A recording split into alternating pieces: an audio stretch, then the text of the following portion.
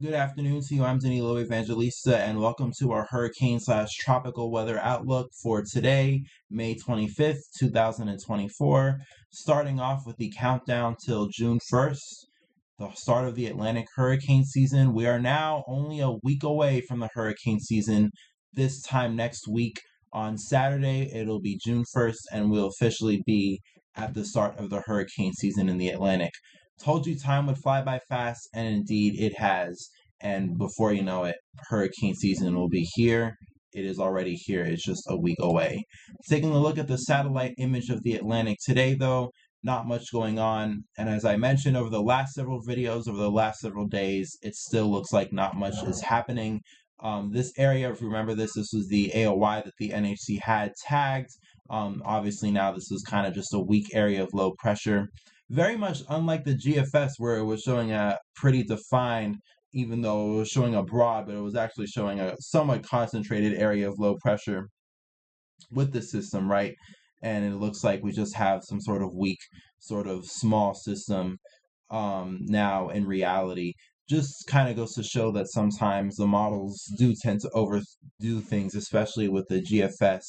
And now the system is only moving out away to the northeast and is not expected to do much. In fact, it is not even on the tropical weather bulletin for the NHC anymore, which is why I actually don't have the NHC pulled up. There's really not much going on at all.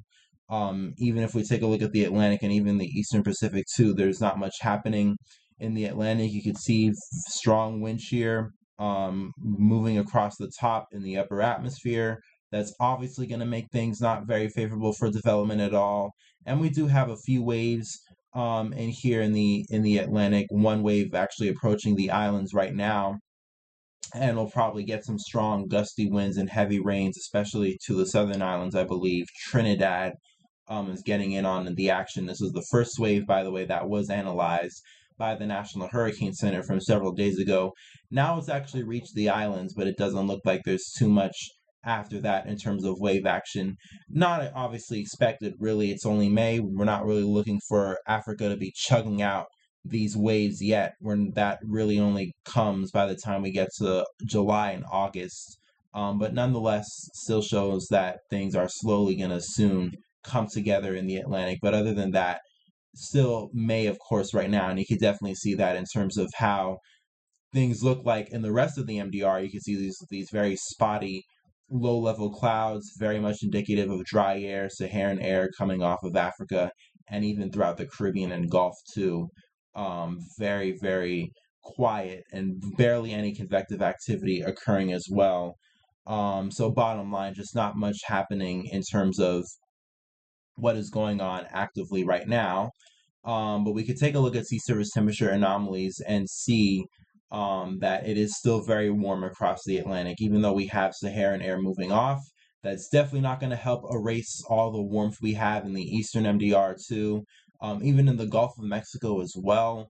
Especially the fact that we barely have any cloud cover in the Gulf will really help in warming things up there. Look at the Bay of Campeche, and we actually looked at this yesterday. There were readings as much as 29, 30 degrees Celsius in the southern Gulf in the Bay of Campeche, and we could see that in terms of anomalies really translates to a very warm Gulf, as much as 2 Celsius above normal in many spots in the Gulf and in the Caribbean, and just throughout the entire tropical Atlantic too.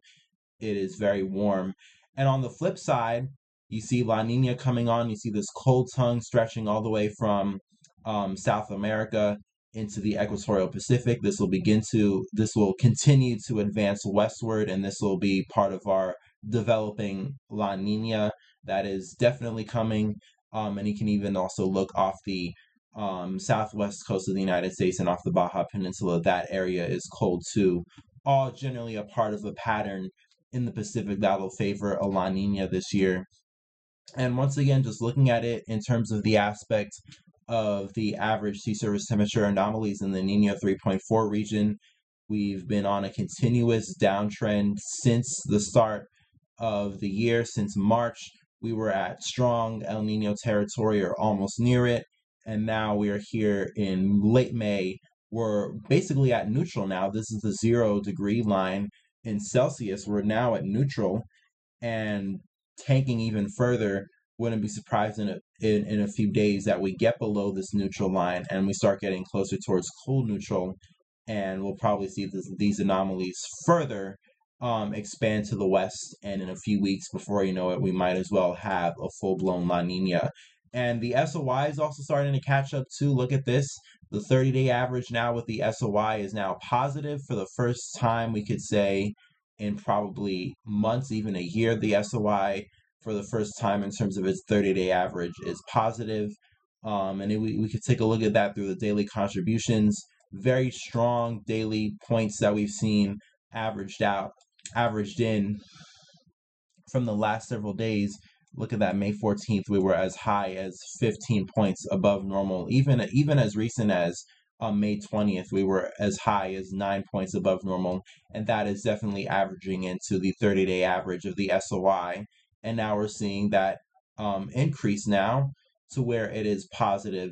It's still negative though, slightly in the 90-day average, but it is very weakly negative.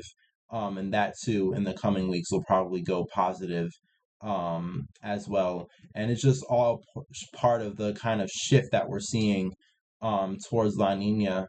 And eventually, La Nina will be here. The climate models predicted this, as well as also the climate models all predicting that this year would be above normal in the Atlantic. And now we're seeing everything play out the way that the climate models have. Let me actually bring this back to the GFS just to kind of show, though, that we have La Nina coming. Obviously, we're talking about everything being very active, but obviously, though, over the next week, though, at least if we look at the GFS, it doesn't look that way. Just really quickly, just to run through the model up until hour 168, which is the 7-day mark. Not much going on in the GFS at all. Nothing really to speak of, except down in the Caribbean and the Southern Caribbean. There is some talks, maybe as we head into early June, as in the first few days of June, that things could maybe become a little more favorable over the Southern Caribbean. That something might try to get going. You could definitely see on the GFS there's some sort of vorticity. There's definitely some sort of turn going on, not just in terms of vorticity beginning to concentrate, but you could also see in these wind bars here as well. You can see there's turning in the atmosphere, and this is probably a more broad sort of low that begins to develop in the Caribbean. We kind of call these areas Central American gyres that get going near Central America, and they're typical of the early season. And sometimes these areas actually do lead to development to occur in the Caribbean, and eventually they probably move up north into the Gulf or out to sea sometimes, but they tend to move up north into the Gulf. The GFS does seem to hint that that might start to occur towards the end of the run, but this is at June 1st, and maybe this could actually happen because this is at June 1st, and as we talked about, very warm in the Caribbean, and atmospheric conditions are generally favorable, but this is a week out, and there's still a lot of uncertainty as to what exactly happens in the Caribbean. But once again, just throwing out the idea there that there are some talks that maybe something does try to get going in the Caribbean. And you could back that up by looking at the velocity potential anomalies. This is from the EPS. This is from yesterday. And once again, green denoting upper air rising motion. So basically rising motion in the upper levels of the atmosphere, or in the atmosphere in general, meaning that conditions are more favorable for thunderstorms to develop, and in general, that's when you would look for things to be more favorable for tropical cyclones or some sort of development to occur. And you can see that this green sort of cell makes its way towards the Atlantic by the time we get to early June. In fact, this is the last day of May, and this is roughly around the first week of June, and that's when you start to see these greens begin to show up in the Atlantic Ocean. So that means rising air is on its way, and that means atmospherically things will start to become more favorable in the Atlantic as we head into June. And that also means, since it does coincide with the start of the hurricane season, our first chance for development in the Atlantic might be on its way, and Alberto might be here soon. It's just a matter of whether things actually take advantage of conditions in the Atlantic and we actually see our first system. But the talks are there that something might occur in early June. But we'll see if it does actually happen. Since there's not much going on over the next week, though, in terms of the near future, in terms of what's happening in the Atlantic, thought I'd shift over to severe weather because that is actually something that is happening today. There is actually a moderate risk in effect for portions of Oklahoma and Kansas, and this is especially a concern for Oklahoma given that they've had a lot of severe weather um, over the last several weeks.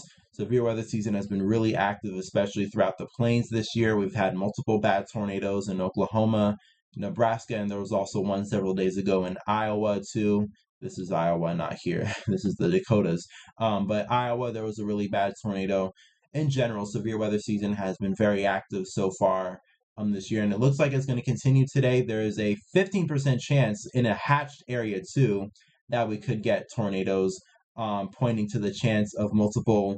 I saw the Storm Prediction Center discussion mentioning potentially multiple discrete long track cells that could potentially, as a result, produce long track tornadoes. And obviously, with that also comes the chance of significant tornadoes. There's a hatched area for that.